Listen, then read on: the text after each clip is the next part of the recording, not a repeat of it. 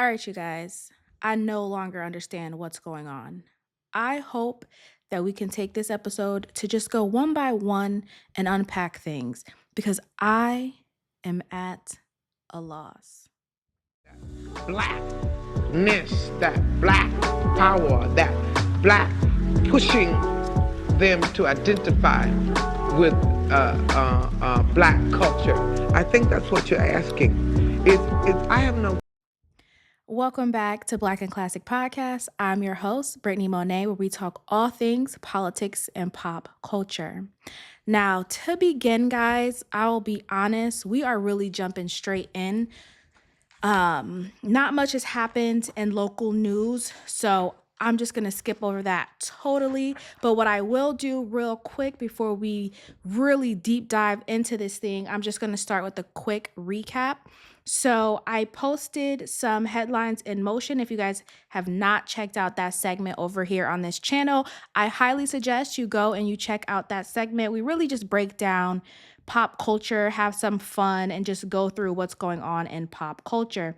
Now, I posted a video about Cardi B and her relationship with, I believe, wide receiver, if I'm not mistaken, Stephon Diggs with the New England Patriots. And I received a comment by Miss Nisi 4032, kind of just agreeing with my commentary. So she says, I agree with your commentary. Cardi jumped out of the firing pan straight into the fire. How she thought she was going to be the change he needed is beyond me. She did it because of what he said without watching him long enough to see if his word was his bond. Let me stop right there. I love that.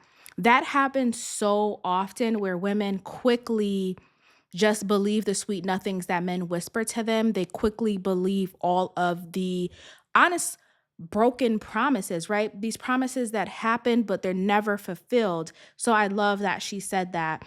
She also goes on to say, I do not feel bad for her. It's those kids that she's going to be explaining to. I know she'd been holding her breath, hoping he wasn't who he is for her. Life doesn't work like that.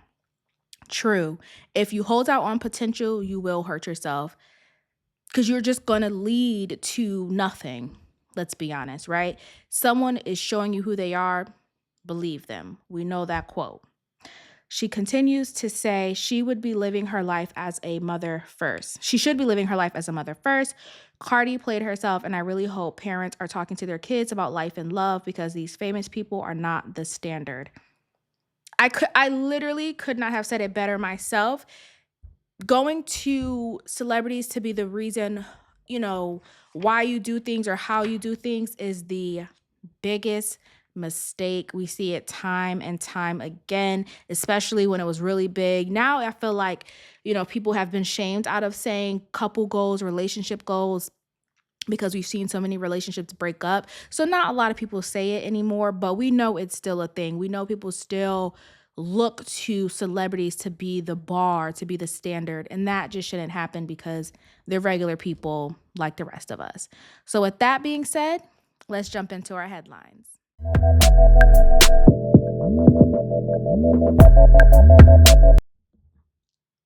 Now, I really want to touch on this topic because I just find it so interesting that all of this is happening and no one is really talking about it. I think our focus is just in so many other different places.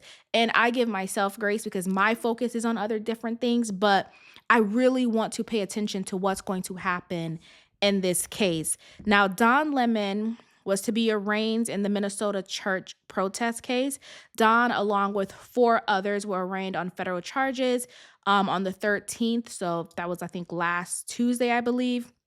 Now, if you are unaware, I think it's a total of 9 people. They're being accused of basically storming into this church where the pastor is also an ICE agent, and they were storming in to get questions and, just protest him being there, especially under a church.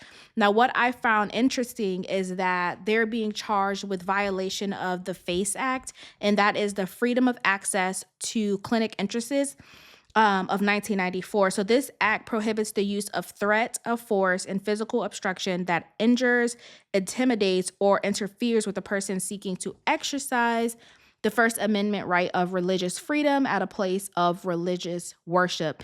And this can lead up to 1 year in prison and a $10,000 fine. Now, when I first saw this, I was like, well, you have, obviously freedom of speech, which I don't believe exists really in America anymore at this point. I think it's, freedom to believe what we believe. And if you believe the opposite, then we're going to prosecute you.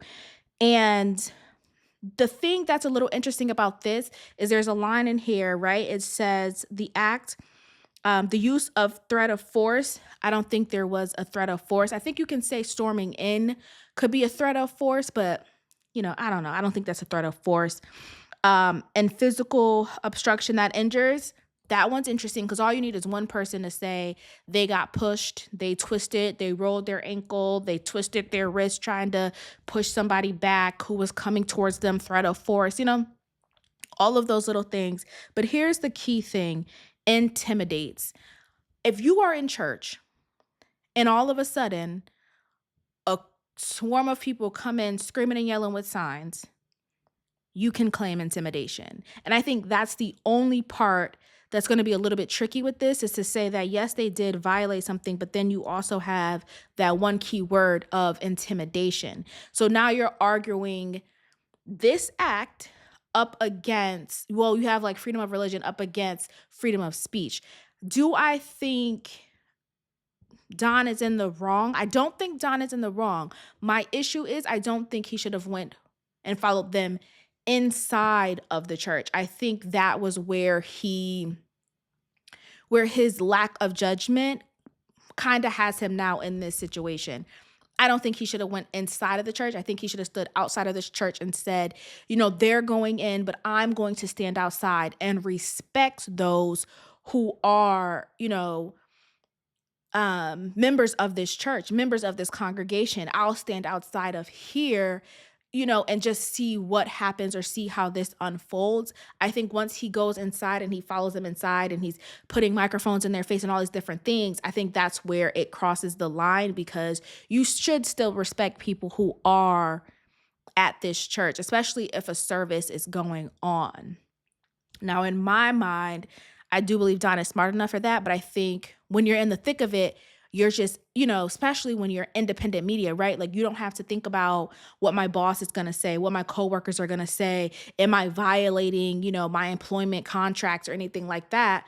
No, you're just simply doing what you want to do and getting the news and getting the news first, because of course this was going to be a story of protesters going into a church. Of course that was going to be a story, and he's there first, getting it hands on while it's happening. Now, with all of that being said, on the day of their arraignment, there were protesters there who were saying like Pam Bondi has to go. And let me tell you, we are going to get into Pam Bondi. Okay. We are going to get into her because Kristi Noem, it's a bunch nonsense over there. Nonsense. But we're going to get into it. So they were saying, Pam Bondi has to go and protect the press. And it's just very, very interesting. Now, Don Lemon has said, I'm pretty sure it's probably like via his attorney as well as, in the courthouse, that he plans to plead not guilty. I'm certain he's going to fight this thing because, one, I think we have to look at what happened in this case in particular. You have to be objective and be impartial and not be, so caught up in, oh, they're going after a journalist. I totally understand that, but you did also cross the line in going into this church. Like, you could have just stood outside and waited. Like, I'm sure they were going to get kicked out. I'm sure police were going to be there. That's like if you were at a crime scene, you don't cross the tape and, like you stand outside of the crime scene. You know what I mean? As some journalists do, but you don't do that. Like, you're not going to cross the crime scene tape, run down and find a detective or find a crime scene investigator and, find the, what's their names? Oh my God. What's their names? I want to say Ducky because if you watch NCIS, but I can't think of their names. It's not coming to me, but you know what I mean? Like the people who viewed a dead body, right? Like you don't run up to them and be like, give me a sentence. What is happening? You don't do that. It's certain things that you just don't do. And so I feel like he crossed the line a little bit. And I think it's being like, yes, they are going after him, but they have they have a probable cause. You know what I mean? They have something here, especially with that word intimidation. Because who would not be intimidated, you know? That's I don't know. I don't know, Don. I think they have something here. And I just want to quickly end this on what Don had said. I think this was prior to us. I think this was after when he had been arrested and then, he was bonded out. He said, I have spent my entire career covering the news. I will not stop now. In fact, there is no more important time than right now. This is this very moment for free and independent media that shines a light on truth and holds those in power accountable. I think he should be held accountable as well if they can prove intimidation, because that is a violation. It's that one little, so many times when you read acts that have been passed, and when you read like even like contract language or anything with some type of legality, there are little words that you have to understand and know, because that is the thing. But they're going to hold it as freedom of speech. Like, this is going to be a case about freedom of speech. Simple as that. Isn't To me, it should be focusing on them claiming they violated this FACE Act, but they're going to say, no, no, no, no, no, it's straight up freedom of speech. And that's a little tricky, because it's not like he got arrested because he was standing outside of the church talking to protesters. From the footage I've seen, he also was inside the church. That's all I got on that. Okay. I support journalism either way it go, but like I always said, call a thing a thing. And if you did it, you did it. So that's that on that. We are now going to jump into a topic I could not wait to sit down and talk to you guys about. Let's get into this. Now, we have to really, guys, we really have to take this slow. We have to take this slow. And please forgive me, because I have a brain where I always say it's like a funnel, where it's like a bunch of things are running down, and like at some point a thought has to come out, right? So it's like it's coming down, and I have to like narrow it to like each thought. So it might be all over the place, but like I said, we're going to walk through this almost like a timeline of realization for myself, and for where I've gotten confused and lost at. Because I do believe, as an American, we have quite literally lost the plot. Like, we have just lost the plot, and we have to find it again. We have got to find it, because we are in scary times. All right, we're going to start with Attorney General Pam Bondi clashing with lawmakers over the Epstein files. Now, on Tuesday 11th, at a House Judiciary Committee, everything turned ugly. I'll be honest. Everything turned ugly. Now, I was at work, working. And on my work computer, it has, I think, obviously if you have Windows, it has like a little tab where it tells you about the news and like, oh, breaking and this, that, and the third. So I saw a little news clip that was talking about Pam Bondi and, her doing her like being questioned and all this other stuff, right? So I'm like, oh, let me just tune in. So I go to C-SPAN on YouTube. I click on it. I tune in. When I tune in, it is Representative Becca Balint, right? And so I'm watching it, and she's going in, right? Like, my girl Becca is going hard, okay? And so I was like, oh, I'm jumping in. It's already feisty. But that's where I picked up at. And then I saw like a few others, and, of course I'm working. So like I'm stepping away from my desk, going back to my desk. But I'm, that's what I was doing for most of my day, is listening in from Becca's questioning. Okay. So it got to the point where they were doing all these shouting matches and yada, yada, yada, and all these different things. Now, here's the part that got very interesting for me, and then we're going to go into my timeline. So, Pam Bondi said, and I love that they have these quotes. I'm looking at a CNN article, right? Pam Bondi said to Becca Balint, she said, with this anti-Semitic culture right now, she voted against a resolution condemning From the River to the Sea as anti-Semitic. Now, Becca Balint replied, who, I mean, visibly got angry. She replied and she said, do you want to go there, Attorney General? Are you serious? Talking about anti Semitism to a woman who lost her grandfather in the Holocaust. Really? Really? And then she got up and she left. Now, when that part happened, I was like, oh, this is crazy. And I just kept watching and I kept watching and I kept watching.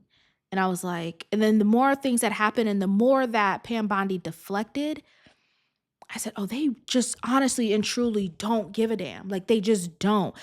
And that was, and it's been certain things, and we're going to talk about it. It's been certain things where the curtain, like it's just, like it's clear. Like, you know what I mean? They're no longer behind a dark, thick curtain. It's no longer smoke and mirrors. It's no longer games.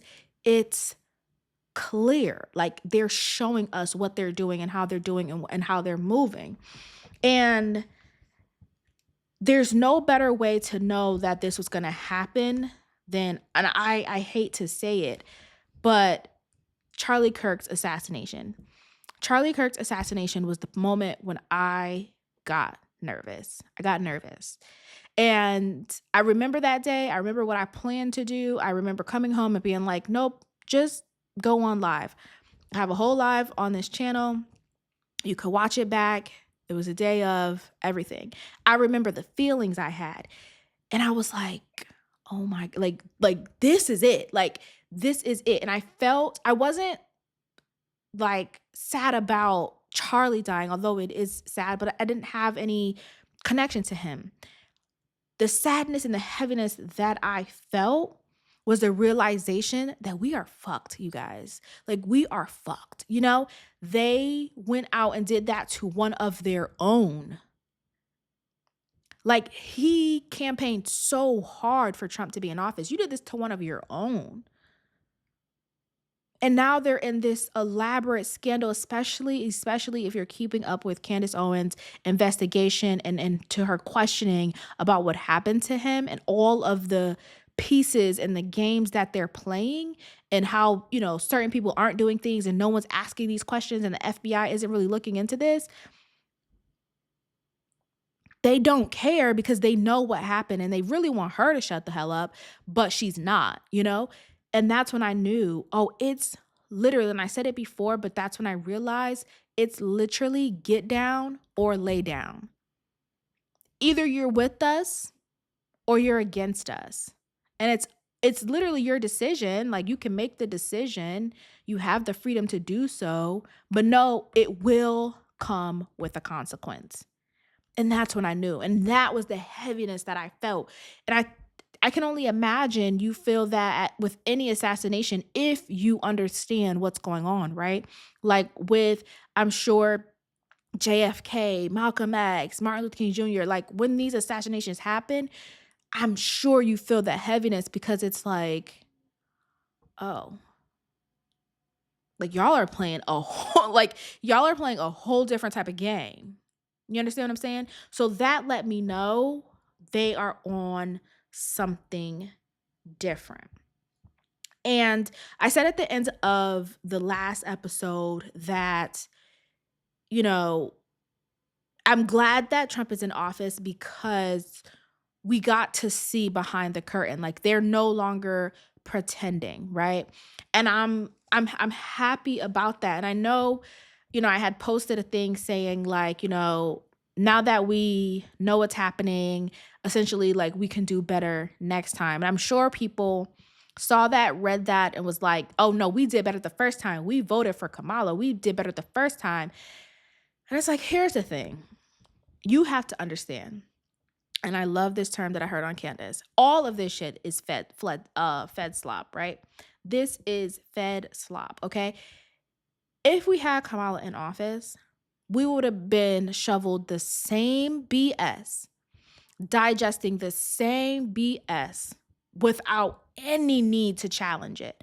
There would have been no need to challenge it, no need to question it, because it would have been the same song and dance that we're used to, and it would have been 4 years of the same thing, and we would have just went through it. All of this happening with Pam Bondi, Kash Patel, all of this happening is forcing us to realize, especially with these files, even though the majority of it is redacted, it's forcing us to pay attention. It's forcing us to look at what has been hidden for years. It's forcing us.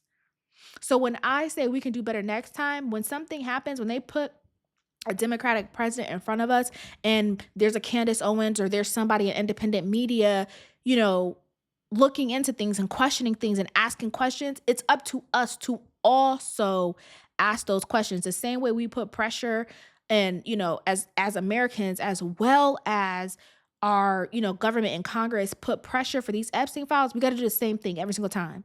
Question it. Don't just lay down and say, well, I voted and da da da da da. It's all good. I voted for the other person. Fuck that. Both sides are in this. Both sides. Please don't think just because it's coming out under Trump that the other side isn't entangled in this same type of shit. They are. You would be a fool to think it's just the right-wing conservatives who are involved in this. You would be literally a fool. It's both sides. Both. I kid you not, I could care less of what you would try to tell me. I know it's both sides. There's just no way. You don't get that much power and do these types of deals and try to run for president and run countries and stuff like that and not be entangled in this. There's just no way. And then also think of how much was redacted. You think none of those people are from the Democratic Party? Please. So when you have your next Democratic president come up and they're looking for your vote, if they start doing that same song and dance, it is up to you to say, no. I don't care about your hip hoppers, okay? I don't care about your rappers. I don't care about your people going to sit down with podcasters who they think would be a black audience. I don't care about none of that. Answer to this. Oh, you did such and such in California. Answer for that. I don't care if you cook collard greens in a tub. I don't care about none of that. Answer the real questions. That's what we really want to know. We looked in the Epstein files and your so-and-so was in this park. Can you talk to us about that? Like, let's really get to the meat and potatoes of the thing. And stop pretending that it's just one side or they're going to continue to do this nonsense in our face and play with us. Now, let's continue on. In Trump's first 100 days, right? I said it. He sat down, he did all his executive orders, and, I felt like in the beginning, he stayed true to a lot of his issues. He stayed true to a lot of his base until people started questioning about the Epstein files and being like, hey, great, you're doing all that stuff, but remember, you also told us you would release them files. And the more they deflected from that and the more he tried to push people away from that and it became a Democratic woke agenda. And then, their whole narrative was they don't really exist. Okay, they might exist. Okay, we might have them. Oh, no, we do have the binder. Oh, wait, no, there is no list. Oh, it's on my desk. I have to take a... As the story became inconsistent, people had more questions. Then enters Benjamin Benny. That's all I'm going to say. He entered up. And he came into this and park that right there, right? He entered into this. Another thing that happened, remember, right?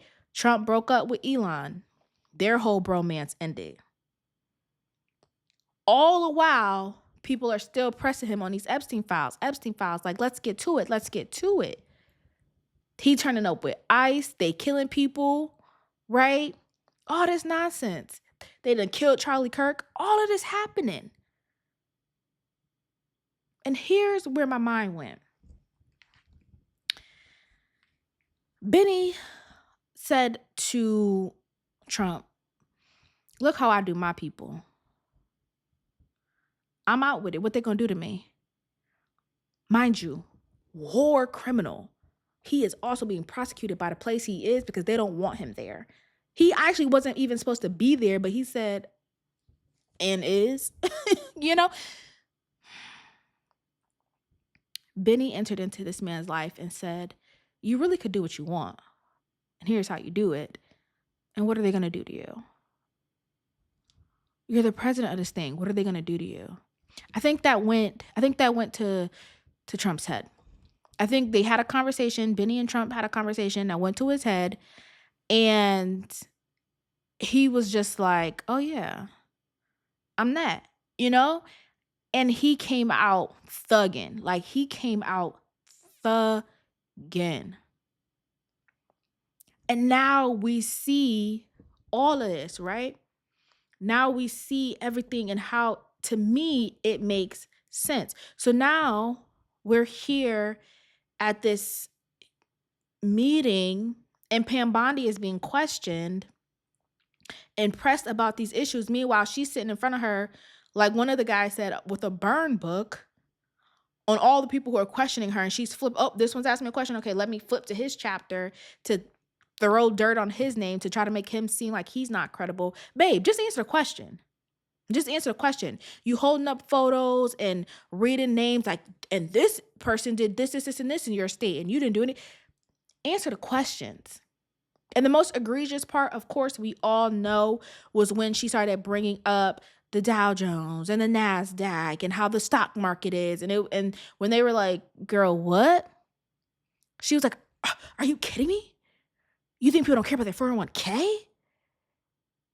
And I was like, oh, okay. So this is about the money.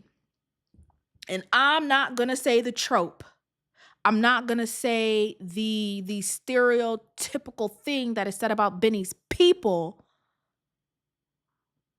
But if you catch my drift, you catch my drift. And if you don't, maybe you will later. But it always is about the money. Always. All of this is about the money. Anybody who's hurt in the middle, okay, like, what that got to do? They are already reporting on how much money Trump has made while he's in the White House. Can we get some answers for that too? I don't know. I really don't know. They saying, aka they meaning Candace Owens, is saying that the whole thing that happened over there, Palestine, Gaza, all that, was so they can make real estate deals, clear the land, and real estate. Listen, I don't know too much about algebra, but I know that 1 + 1 = 2. I just know, like, that's simple math. And when you look at the timeline and when you put all the pieces together and how they're moving and how they're grooving, you fully understand that Trump just don't give a fuck. And he's moving like his good pal Benny. That is the poisonous one right there. Now, let me tell you something. He's not the only president that has spoken with Benny, that has had a relationship and a connection with Benny. He's not the only one. So I won't just put that on him, but I think he's the only one that has been manipulated enough, right? Has been manipulated enough to really believe what he's being told. And it's because, right? It's really because the man is a businessman first. He's a businessman first. He's running America like a corporation. He's not running this like a country with people and caring about lives that are lost and people being assassinated. No. He's running this like a corporation. Now, mind you, this could have been done the entire time. But at least they pretended at some point to care about the people. At least they tried. And that's why a lot of times you'll hear, especially Black people, a lot of times you'll hear, I didn't totally agree with everything Obama did, but he was a fair president. And you hear that about a lot of people, right? They were a fair president. They were a fair president. No one is ever going to pull up Trump and be like, he was a fair president. No one is ever going to say that because he's a businessman first. He's putting those dollars first. It was never America first. It was the dollars first. And I do believe his first term, I do believe he believes in Make America Great Again. But the same way, catch it, the same way they're trying to do Charlie Kirk Turning Point USA is the same way that they did MAGA. They took it over. They were like, you got a great thing here. We could throw money behind this. You could make money. You could be the president. You could make money. You could make money. Just let us do this, this, and this, and let us figure out that, and that. And they took it over. If you question who they is, please, you're not following along. You're not following along, okay? They took it over. Just like they were trying to take over Turning Point USA. I'm telling you, the dots be connecting. And Charlie was like, don't love that. Not loving that. And they were like, oh, wait, you ain't down? You ain't gang? Okay, move them out the way. I don't know. To me, it just makes sense. And Pam Bondi, my girl, I try to give people grace because I feel like, right, a lot of people who I see in this, I feel like they get into positions, they get appointed, they get selected, and they're eager, they're happy, they're ready. And then when they get in, they're like, oh,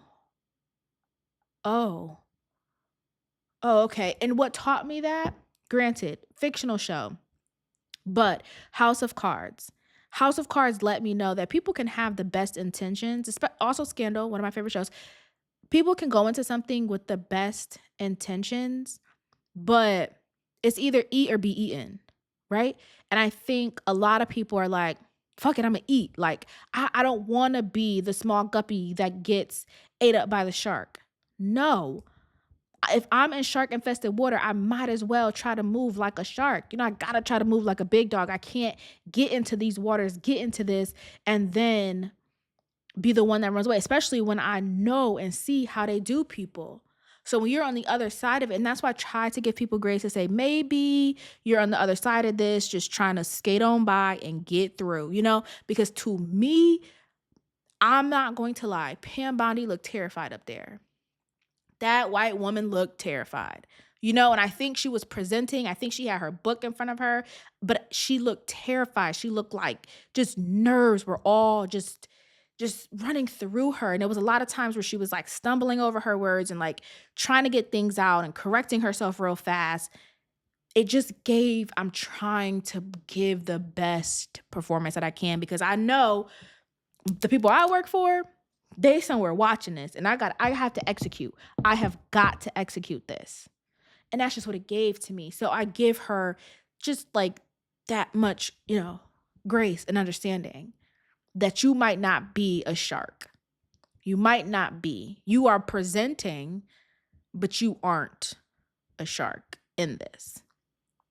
You understand what I'm saying? And I think there are some people who have shark tendencies, but they're not really a shark. And then there's some people in here who are dolphins. And you got to love and respect the dolphins in it as well because they serve their purpose as well because when they get out, they get to run in their mouth, So it is what it is. But Pam, girl, like the craziest part for me is that while I'm watching this and she has this burn book and she's deflecting her little heart out. God bless her, like she was trying for real. I'm confused and it's crazy because it's like the survivors were there. And she kept being like, a like when they would say and question and ask the survivors to raise their hand or, stand up if this, you know what I mean? She would always be like, well, can I use 20 seconds of your time? and it would always be a Republican, right? And she would ask them to use some seconds of their time. I feel like whoever is, and this is what I mean when I say they don't care anymore. Whoever is planning this, at some point, it should have been in there for her, like, call an audible, address the survivors, address them at least, you know? You don't have to turn around, but you can address them. You can be sincere. You can, you know, do all of these things, but y'all are up here doing all this deflection and ducking and dodging and trying to rework it. I don't know who in the world could have sat there and watched that and not have thought that they are lying. Like, how could you? Like, how could you have sat there and watched that? And I think some people, there were Republicans up there who were like, you know, my colleagues, this is just, their behavior is just ridiculous. Like, I get it. You're being performative. Like, you're a Republican, so you have to side with Trump. I get it. Like, just do your job. You know what I mean? You're doing your job. But as an American watching that, if you agreed in any way with Pam Bondi and what she was talking about and what she was doing and, you know, this, that, and the third, to me personally, I believe it gives cults. It gives, you know, you're just too far gone that like nobody can bring you back, because that was just nonsense. That was straight up and down nonsense. And I really hope that, you know, I like I said, I do hope that Pam Bondi is a type of guppy and she does just step away from this. Like, just step away, girl, you know, because you look bad, girl. You look bad, you know. You don't you don't seem to really believe anything you're saying. It just appears to me that you're nervous and you're just trying to be a part of the good old boys, but girl, mm-mm. Move on. Like, this just ain't for you, you know. Go be like a mayor in like Maine or something, you know, maybe like North Dakota, you know. Just go ahead and get off the grid. Like, this isn't for you, baby girl. Mm-mm. This is not for you. And I pray as we move forward, sincerely, I really hope that as we move forward, I don't know, like, I don't want them to start to hide things again. I want them to continue to expose themselves. And in exposing themselves, which is crazy because I spoke about last week, I talked about the post that um Trump put up and how it was just very derogatory towards the Obamas, and I told you that the whole Trump administration just does not give a fuck, and it's not. I don't. That's why I didn't understand why they tried to say a staff member did it and yada yada yada. Like, y'all don't give a fuck because. And then I told you y'all did the whole thing with Gavin Newsom and all this, and then recently now and more. I don't give a fuckness. Y'all went out and said all this about Cardi B, and now the DHS is tweeting at Cardi B and Cardi B is tweeting back at them. Like, are we serious right now? Like, are we actually serious? What it like like are y'all cool? What's going on? Like, I don't understand. I don't understand why that feels so important to get onto to the internet to post at a rapper. Like, it is just beyond me. It's beyond me. And I believe it's Benny. Benny don't let people just, you know what I'm saying, talk to him any old kind of way. And he got this orange bumpkin thinking the same thing. It's disturbing. Honestly, truly, it's disturbing. I hate to say it. I appreciate it though. Because we have seen enough. We have seen enough to know. Next time, whoever they think about putting in that White House, we need to ask questions. Okay? Don't just blindly get behind some nonsense. We need to ask questions. What's your relationship to so and so? Let's dig in. Let's dig in. Y'all was all mad at Candace for digging into Kamala, and I feel like, you know, every single time we need to just dig into people. What's going on? Where you come from? Who your family them? What block you from? What set you claim? Like, let's really get into it. Okay?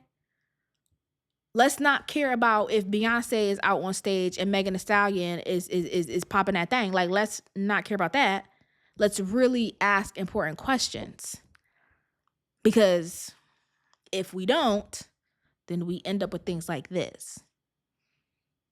And I think for a long time, Trump tried to. I think he tried to hold out, but he a businessman. And it's all about a dollar at the end of the day. Now, with that being said, I'm going to end there. I want you guys, okay, to let me know what you think in the comments. Please let me know. Am I off in this? Are you understanding what I'm understanding, that at the end of the day, it's not about American life. It's not about who killed who assassinated who. At the end of the day, it's about power and money. Fuck respect. I don't even think they care about, it used to be like money, power, respect. I don't even think they care about respect anymore. They don't respect us. Pam Bondi just showed her whole ass. She don't care about no respect.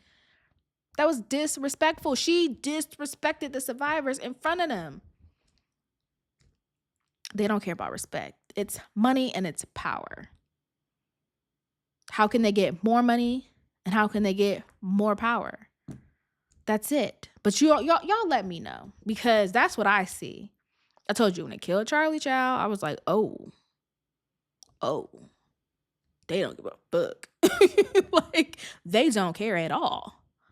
It's up for anybody. Especially if Benny's involved? Oh, it's up for anybody. That's all I got on that there. Thank you guys so much for tuning into another episode of Black and Classic Podcast, where we talk all things politics and pop culture. I'll be here for you guys next Sunday. Bye.